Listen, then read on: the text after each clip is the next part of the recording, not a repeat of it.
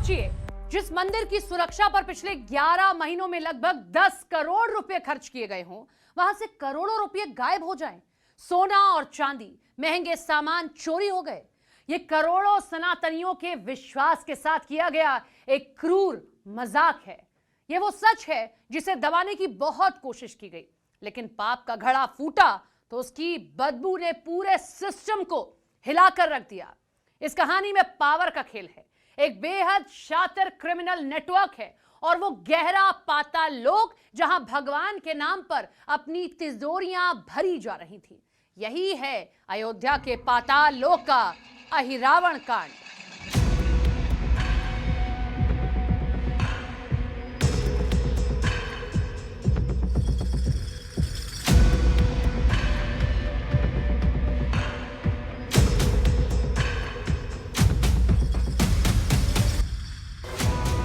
यही वो चेहरे हैं जिन पर आरोप है कि रामधन की लूट को सालों से अंजाम दे रहे थे। अभी और भी चेहरे हैं जिन पर शक की सुई घूम रही है, जिसमें ट्रस्ट के अधिकारी शामिल हैं, बैंक के कर्मी भी शामिल हैं।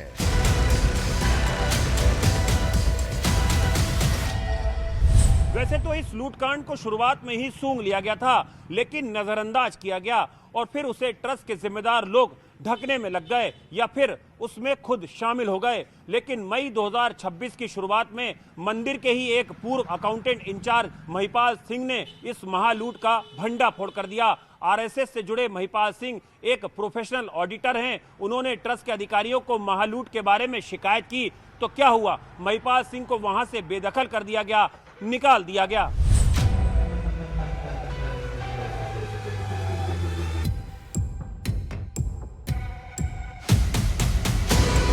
दरअसल मई के महीने में देखा गया कि दान पेटियों से जितना कैश निकल रहा है, बैंक के लेजर में उससे बहुत कम रकम दर्ज हो रही है।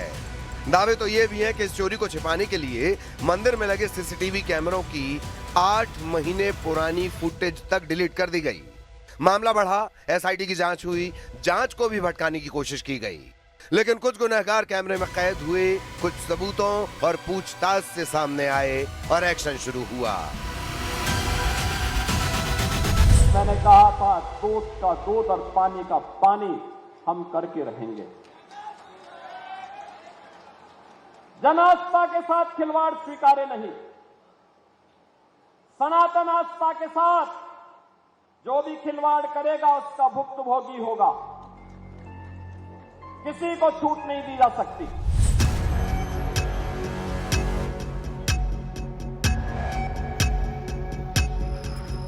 13 जून 2026 को ट्रस्ट के ही अनुरोध पर एक स्पेशल इन्वेस्टिगेशन टीम एसआईटी का गठन किया गया। एसआईटी ने 15 जून से 22 जून तक अयोध्या में डेरा डाला। 150 से ज्यादा लोगों से पूछताछ की गई। एसआईटी को पता चला कि नेटवर्क इतना शातिर था कि इन्होंने सीसीटीवी कैमरे की 45 दिन की रिकॉर्डिंग लिमिट का फायदा उठाया, क्योंकि 45 दिन बाद डेटा अपने आप ओवरराइट हो जाता था। जब एसआईटी ने हिडन कैमरों की मदद ली तो 27 अप्रैल 2026 से 5 जून 2026 के बीच ही चोरी और गबन की 70 घटनाएं कैमरे में कैद मिली। 23 जून 2026 को एसआईटी ने अपने 20 पन्नों की प्रारंभिक रिपोर्ट यूपी सरकार को सौंप दी। इस रिपोर्ट में साफ लिखा था कि यह कोई छोटी चोरी नहीं बल्कि एक ऑर्गेनाइज्ड क्राइम है, जिसमें बैंक और ट्रस्ट के निचले स्तर से लेकर ऊपर तक की जानबूझकर की गई लापरवाही शामिल है। ये 8 लोग कोई बाहर के चोर नहीं थे। ये वही लोग थे जिन पर भगवान के खजाने की रखवाली की जिम्मेदारी थी, जिसमें पहले नंबर पर नाम है रमाशंकर यादव उर्फ टीनू यादव का। ये इस पूरे खेल का सबसे पावरफुल मोहरा था। टीनू कोई आम कर्मचारी नहीं था, बल्कि ट्रस्ट के महासचिव चंपत राय का पूर्व ड्राइवर था, जिसके पास अनाधिकारिक रूप से हुंडी यानी खजाने की चाबी भी थी। चंपत राय ने मंदिर की दान पेटियों की चाबियां अपने ड्राइवर को सौंप रखी थी। एसआईटी की रिपोर्ट आ गई, उसमें कुछ लोगों के नाम हैं, कुछ एविडेंस है, एफआईआर होनी चाहिए। मेरी संतुष्टि ये है कि जब ट्रस्ट के लोगों को उन नामों की जानकारी मिली तो उसके बाद में उन्होंने एफआईआर फाइल करने में 1 दिन की भी देरी नहीं लगाई। तो इस ट्रस्ट ने तो बहुत पाप किया है। चंपत राय जी ने स्वयं बहुत बड़ा पाप किया है। जो मूल पक्षकार हैं जो मुकदमे में राम जन्मभूमि का, जिन्होंने जमीन बेच के लिए, उसको तक सम्मान इन्होंने चंपत राय ने नहीं दिया। और चंपत राय व्यक्तिगत रूप से जिससे लोग बताते हैं कि अहंकार में डूबे हुए थे, पता नहीं किस चीज़ का अहंकार। अगर त्यागी है, तपस्वी लोग बताते हैं कि वो जमीन पे सोते हैं, ये करते हैं, तो उसका भी तो कहीं ना कहीं अहंकार हो गया होगा। तो ये बड़ा दुर्भाग्य, जिसको राम जी के शरण में जाने वाला को सहज सरल होना चाहिए, उदार होना चाहिए, विशाल हृदय का होना चाहिए, इतनी संकीर्णता नहीं होनी चाहिए। तो मेरा मानना है कि वो राम का स्थान है, वहाँ के चरित्रवान बनो। चरित्र अगर थोड़ा सा भी आरोप लगता है तुरंत हटो। चंपत राय का ड्राइवर टिन्नू बिना किसी रोक टोक के मंदिर में घूमता था और रसूख का इस्तेमाल कर अपने लोगों को नोट गिनने की टीम में घुसाया। दूसरा मजबूत किरदार है अनुकल्प मिश्रा, जिसे मास्टरमाइंड माना जा रहा है और ट्रस्टी अनिल मिश्रा का रिश्तेदार बताया जाता है, जिसने अचानक संपत्तियां बना ली। नोएडा में फ्लैट, कई जमीनें, बड़े बड़े आयोजन करवाए। तीसरा किरदार लवकुश मिश्रा, अनुकल्प मिश्रा का जीजा, जो कार मैकेनिक था, जो दान के पैसे गिनने का काम करता था। इसके घर रेड में दान के पैसे बरामद हुए हैं। इसने हाल ही में 40 लाख का एक प्लॉट भी खरीदा है। चौथा किरदार है रमाशंकर मिश्रा उर्फ रवि मिश्रा, अनुकल्प का पिता। इसी ने अपने बेटे और दामाद दोनों को इस काउंटिंग सिंडिकेट में सेट किया। पांचवा किरदार है मनीष यादव, जो टीनू यादव का भतीजा है। इसके घर से चोरी का पैसा बरामद हुआ है। वहीं छठवां किरदार करुणेश पांडे इस पूरे गिरोह का अकाउंटेंट था, जो रसीदों और वाउचर में हेरा फेरी करता था, ताकि कागजों पर और इंटरनल ऑडिट के दौरान सब कुछ एकदम सही दिखे और चोरी का पता न चल सके। अयोध्या के पाताल लोक में कई अहिरावण हैं। राम मंदिर में दान की चोरी में बैंक के कर्मचारी भी शामिल हैं। सातवां आरोपी सुभाष चंद्र श्रीवास्तव, जो एक रिटायर्ड बैंक कर्मचारी है, जिसे पिलग्रिम फैसिलिटी सेंटर में काउंटिंग रूम का इंचार्ज बनाया गया था। नियम था कि नोट गिनने वाले कर्मचारी बिना जेब वाले कपड़े पहनेंगे, लेकिन सुभाष की शय पर ये लोग आम कपड़ों में काम करते थे। आठवां आरोपी है अविनाश शुक्ला, मंदिर का परिचारक यानी अटेंडेंट, जो सीधे तौर पर कैश की हेराफेरी में शामिल था। जब इसके बैंक खाते की जांच हुई तो सीधे 5 लाख रुपए बैंक अकाउंट में जमा मिले। 500 सालों का लंबा इंतजार, कई पीढ़ियों का संघर्ष, खून पसीना, करोड़ों भारतीयों की जीवन भर की कमाई। भारत के हर कोने से, हर छोटे बड़े घर से किसी ने 10 रुपए दिए तो किसी ने अपनी पूरी जमा पूंजी प्रभु श्री राम के चरणों में सौंप दी। लोगों ने सोचा था कि रामलला के दरबार में उनका दान मंदिर के विकास, लोगों की सुविधाओं पर खर्च होंगे, सीधे भगवान तक पहुंचेगा। लेकिन यहां तो रक्षक ही भक्षक बन गए। सभी 8 आरोपी सोमवार तक न्यायिक हिरासत में हैं। अब सवाल उठता है कि आखिर इतनी ज्यादा सुरक्षा के बीच भी अयोध्या में ये पाताल लोक बना कैसे? कैसे अहिरावणों ने इस महालूट को अंजाम दिया?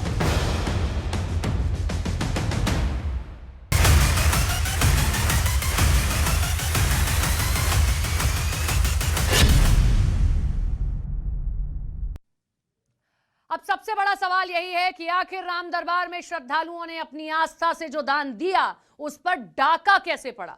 जिस कमरे में दान पेटियां खुलती थी, जहां नोटों की गिनती होती थी, जहां जेवरात का हिसाब किताब रखा जाता था, वहीं से चोरी का पूरा खेल कैसे चलता रहा? क्या सिस्टम में ऐसी खामियां थी जिनका फायदा उठाया गया, या फिर निगरानी में बड़ी चूक हुई है? एसआईटी की रिपोर्ट आई, तुरंत कार्रवाई प्रारंभ हो गई। और मैं आश्वस्त करता हूं, जो मैंने कहा था, दूध का दूध और पानी का पानी हम करके रहेंगे।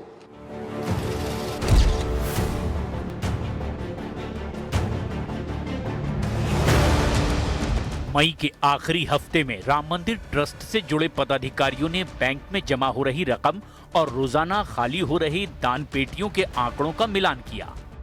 आमतौर पर जमा होने वाले 6 से 7 लाख रुपए के मुकाबले कुछ गड्डियों में नोटों की कमी दिखाई दी। खास तौर पर 500 रुपए के नोटों की गड्डियों में जो कमी दिखी, उसी से शक की सुई घूमी। शक गहराया तो नोट गिनने वाले कमरे में कुछ हिडन कैमरे लगवाए गए। एक हफ्ते की फुटेज देखने के बाद जो तस्वीरें सामने आई उसने सभी को हैरान कर दिया। फुटेज में दिखा कि कुछ कर्मचारी सामने लगे सीसीटीवी के सामने खड़े हो जाते थे, जबकि उनका दूसरा साथी नोटों की गड्डियों से पैसे निकालकर अपने कपड़ों में छिपा लेता था। जांच में चोरी का एक दूसरा तरीका भी सामने आया। आरोप है कि नोट गिनने वाले कर्मचारी कुछ गड्डियों में एक्स्ट्रा नोट जोड़ देते थे। बैंक में गड्डियों की सिर्फ संख्या के आधार पर वाउचर बनाया जाता था। बाद में जब रकम बैंक ले जाई जाती तब उन गड्डियों से एक्स्ट्रा नोट निकाल लिए जाते। जांच में यह भी सामने आया कि मार्च 2025 से यात्री सुविधा केंद्र के ऊपर दान पात्र में आने वाले पैसों की गिनती शुरू हुई थी। यहाँ एसबीआई के 6 कर्मचारी निगरानी करते थे। एक निजी संस्था के 24 कर्मचारी नोटों के बंडल बनाते थे, जबकि ट्रस्ट के 12 कर्मचारी उन बंडलों को बैंक कर्मियों के बॉक्स में रखते थे। नोट गिनने की प्रक्रिया से जुड़े कई कर्मचारी किसी न किसी सिफारिश पर काम कर रहे थे। आरोपी टीनू यादव ने अपने भाई को भी काम में लगाया था और अनुकल्प मिश्रा ने अपने बहनोई लवकुश मिश्रा को भी। जैसे ही चढ़ावा चोरी का मामला सामने आया, बैंक में वाउचर बनाने की प्रक्रिया से जुड़े अनुकल्प मिश्रा पर आरोप लगा कि वो ये हेराफेरी अपने बहनोई लवकुश मिश्रा के जरिए कर रहा था। मामला खुलने के बाद पुलिस ने लवकुश मिश्रा के घर से करीब 10 लाख रुपए बरामद किए और यह साफ हो गया कि अयोध्या में चढ़ावा चोरी की खबर 100% सही है।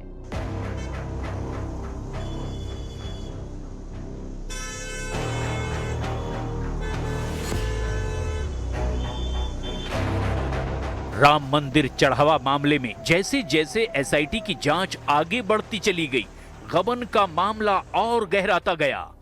एसआईटी की 20 पन्नों की पहली रिपोर्ट में बड़े खुलासों का दावा किया गया।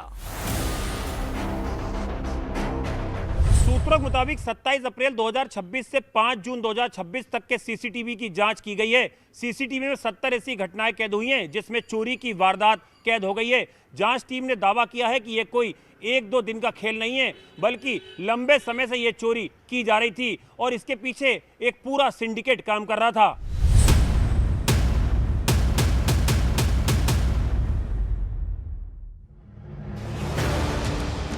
एसआईटी की रिपोर्ट में यह भी सामने आया कि राम मंदिर के चढ़ावे से सिर्फ पैसे ही गायब नहीं हुए। श्रद्धालुओं ने दान पेटियों में जो जेवरात दिए वो भी चोरी हुए। बाली, झुमके, नथ, कंगन और पैजनिया जैसी चीजें भी चोरी की गई। जांच के दौरान यह भी सामने आया कि पहले चोरी की जाती थी और उसके बाद नोटों की गिनती और दान पेटियों से निकले जेवरात का रिकॉर्ड तैयार किया जाता था। यानी हिसाब किताब की पूरी प्रक्रिया चोरी के बाद शुरू होती थी, जिससे वो हिस्सा रिकॉर्ड में शामिल ही नहीं हो पाता था।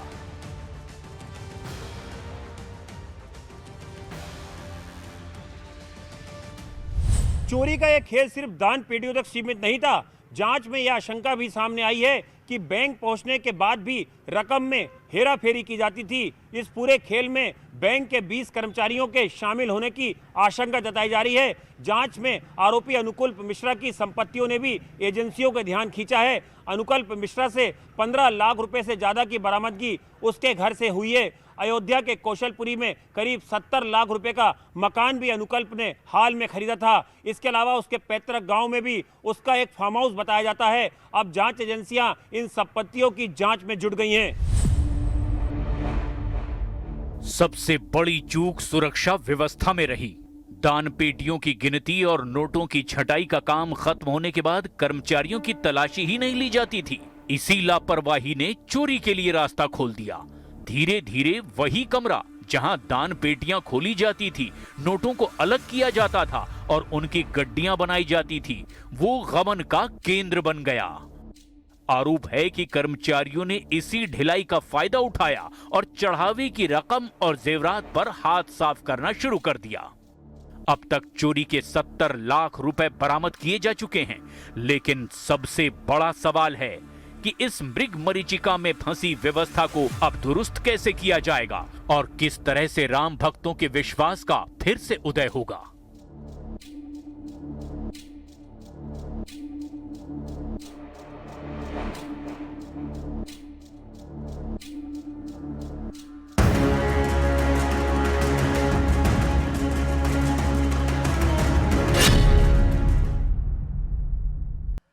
राम मंदिर सिर्फ पत्थरों से बना एक भव्य मंदिर नहीं है, बल्कि करोड़ों लोगों की आस्था का केंद्र है। लेकिन अब उसी मंदिर की चढ़ावे दान को लेकर उठे सवालों ने देश भर के भक्तों की व्यवस्था पर आघात लगा दिया है। अब सवाल यह है कि जिस राम मंदिर के बनने का लोगों ने सालों तक इंतजार किया, श्रद्धा से उसके लिए दान भी दिया, क्या सिर्फ दोषियों को सजा देना उसके लिए काफी होगा? क्योंकि चोट सिर्फ व्यवस्था पर नहीं बल्कि विश्वास पर लगी है।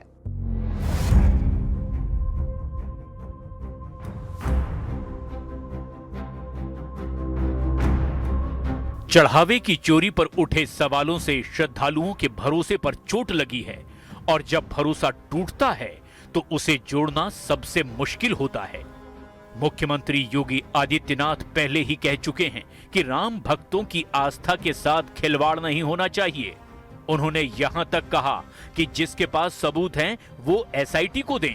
यानी सीएम योगी का संदेश बिल्कुल साफ है कि भक्तों के भरोसे से समझौता बर्दाश्त नहीं होगा और दोषियों पर कार्रवाई जरूर होगी।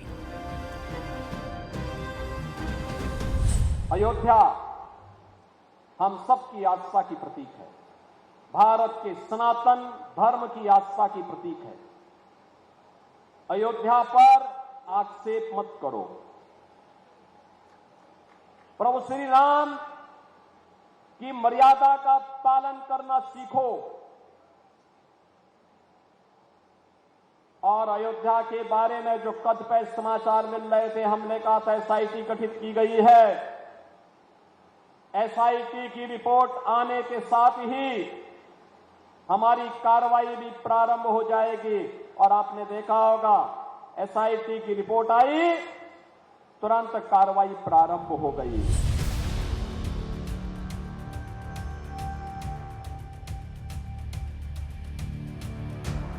क्योंकि राम मंदिर की सबसे बड़ी ताकत उसके पत्थर नहीं, करोड़ों श्रद्धालुओं की आस्था है। और जब न्याय दिखाई देता है तभी विश्वास लौटता है।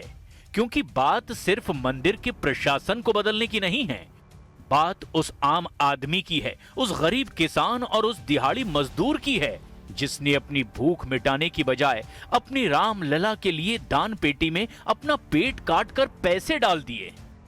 और जो भी दोषी हैं उन्हें किसी भी कीमत पर बख्शा नहीं जाना चाहिए। इसके लिए जरूरी है कि निष्पक्ष जांच हो, दोषियों को सजा मिले, व्यवस्था में पारदर्शिता हो और विश्वास की वापसी हो।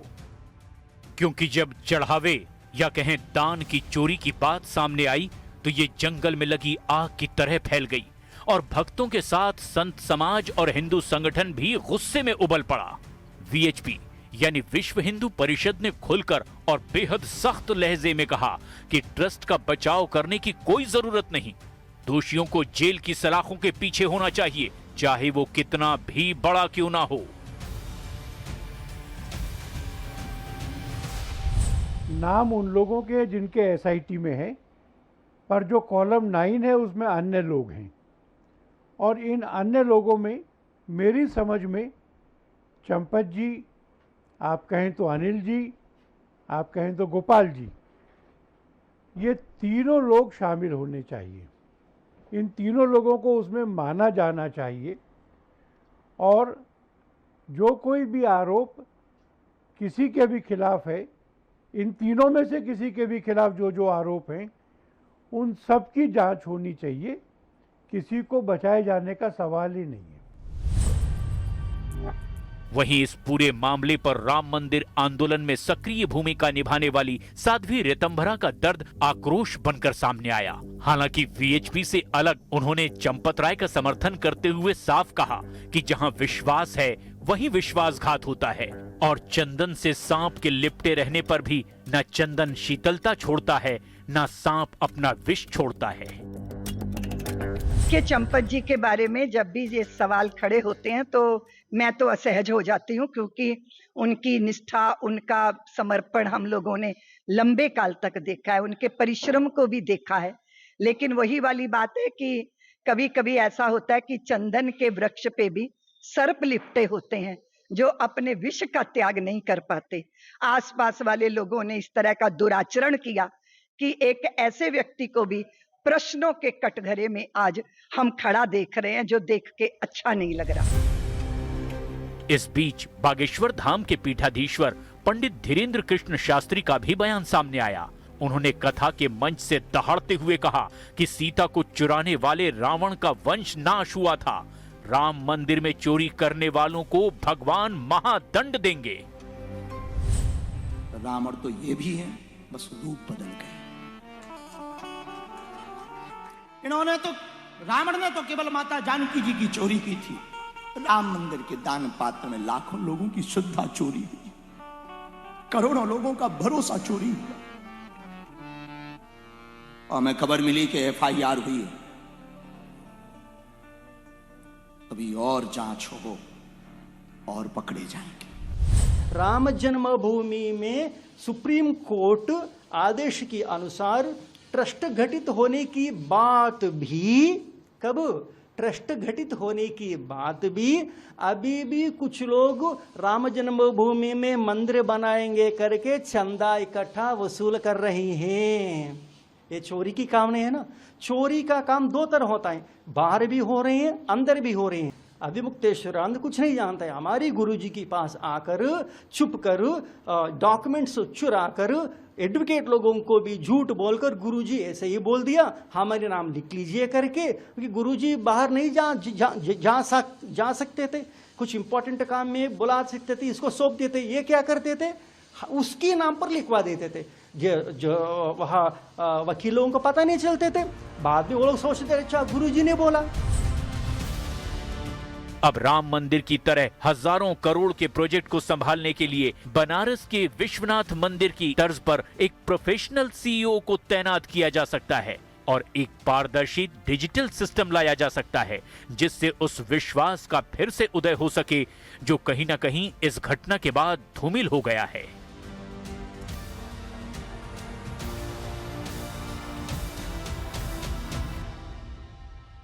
विश्वास को वापस लाने के लिए पूरे ढांचे को बदलना होगा। भगवान राम के दरबार में देर जरूर हुई, लेकिन वहां अंधेरा कभी नहीं जीत सकता।